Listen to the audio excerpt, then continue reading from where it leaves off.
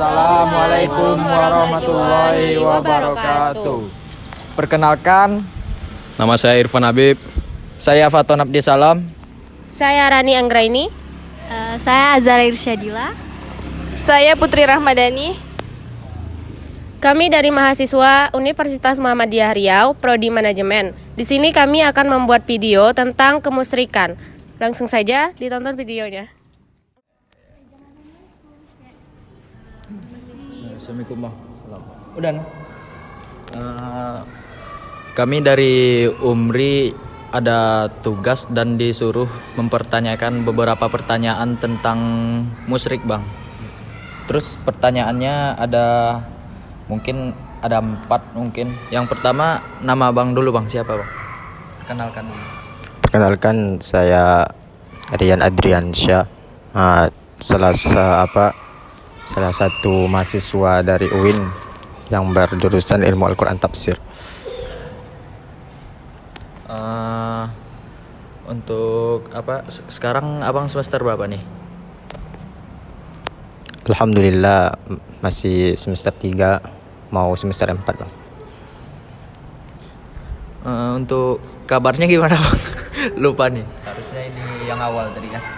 Alhamdulillah seperti biasanya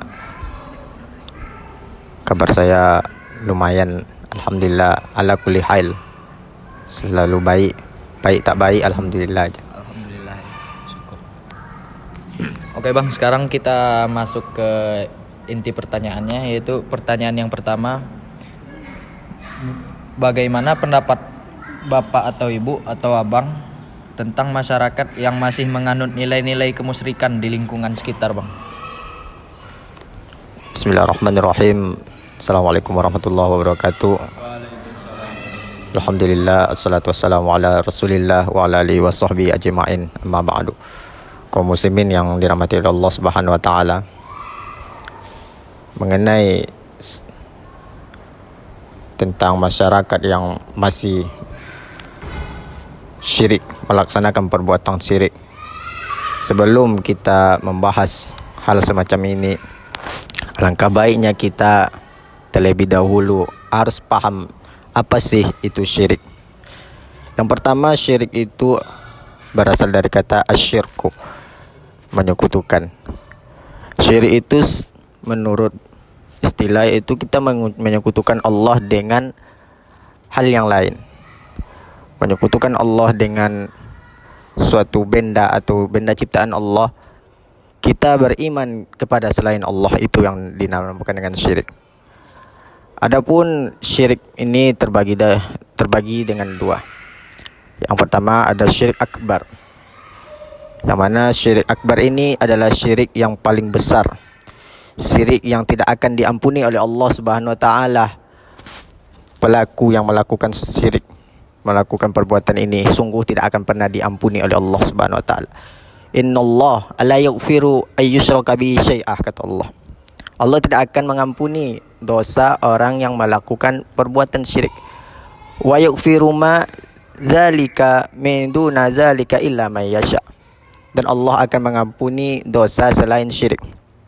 Kaum muslimin yang dirahmati oleh Allah Subhanahu wa taala, syirik ini sangatlah berbahaya. Kenapa saya berani mengatakan bahaya? Karena syirik ini bisa berdampak mengeluarkan seseorang dari Islam. Adapun kita lanjutkan syirik yang kedua, yaitu syirik yang mana dia melakukan amal ibadah tetapi dikaitkan dengan hal yang lain. Apa contohnya? Ketika Anda sholat bukan karena Allah, akan tetapi ada suatu niat agar dipuji oleh teman Anda, oleh saudara-saudara Anda. Ini adalah suatu perbuatan yang syirik. Dan ini sebenarnya lebih berbahaya daripada syirik besar. Kenapa?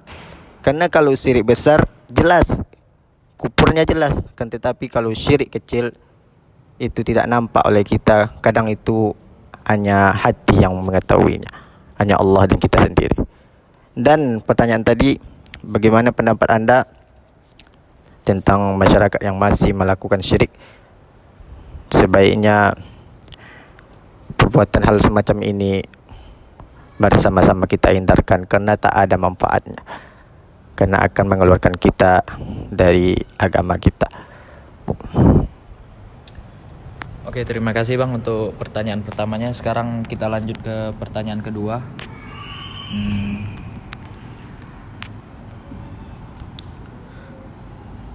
Kalau menurut Abang nih, apa masih ada kemusyrikan itu di lingkungan sekitar sekarang nih Bang? Masya Allah. Mengenai kemusyrikan pada masa-masa sekarang ini sangat lebih memperhatikan. Syirik zaman sekarang lebih banyak daripada syirik di zaman Rasulullah SAW. Kenapa?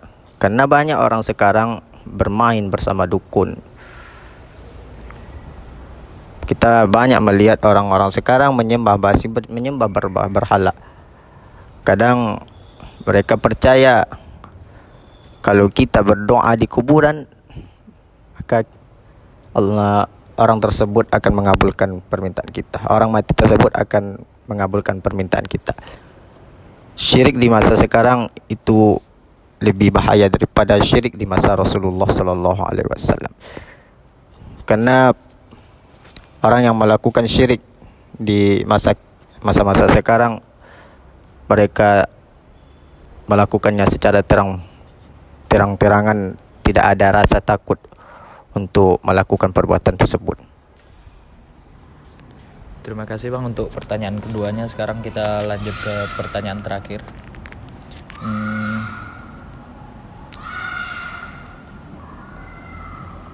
Dalam keadaan seperti sekarang ini, bagaimana kita umat Islam agar dapat terhindar dari kemusyrikan tersebut Bang? Tentu saja cara menghindari suatu sikap atau suatu perbuatan syirik, mungkin kita harus lebih meningkatkan ketakwaan kepada Allah Subhanahu wa taala. Kita melakukan hal yang baik seperti melaksanakan solat. Kita kerjakan perintah Allah dengan sebaik-baiknya. Aqimus shalah, kata Allah. Maka kerjakanlah solat. Kita ubah niat kita itu untuk mencari ridho Allah, bukan ridho manusia. Karena kalau kita mencari ridho Allah, Allah akan ridho dan Allah akan berikan. Kalau kita hanya mencari ridho manusia, itu tidak akan pernah kita dapatkan. Karena kita menyekutukan Allah atau mengkaitkan niat kita, ibadah kita karena orang atau karena sesuatu, maka itu akan ditolak oleh Allah Subhanahu wa taala. Itu akan sia-sia. Jadi cara menghindarkannya, kita melaksanakan solat dan kita tingkatkan ketakwaan kepada Allah Subhanahu wa taala, dan ingat apa yang engkau kerjakan yang mengandung perbuatan syirik itu tidak adalah gunanya, tidak akan bermanfaat dalam hidup anda dan akan ditolak oleh Allah Subhanahu wa taala. Oke Bang, terima kasih telah membantu kami dalam menjawab beberapa pertanyaan dari tugas ini. Untuk teman-teman ada tambahan lain? Cukup. Masya Allah, jazakallahu khair Bang. Mungkin ini saja tugas yang kami kerjakan. Wassalamualaikum warahmatullahi wabarakatuh.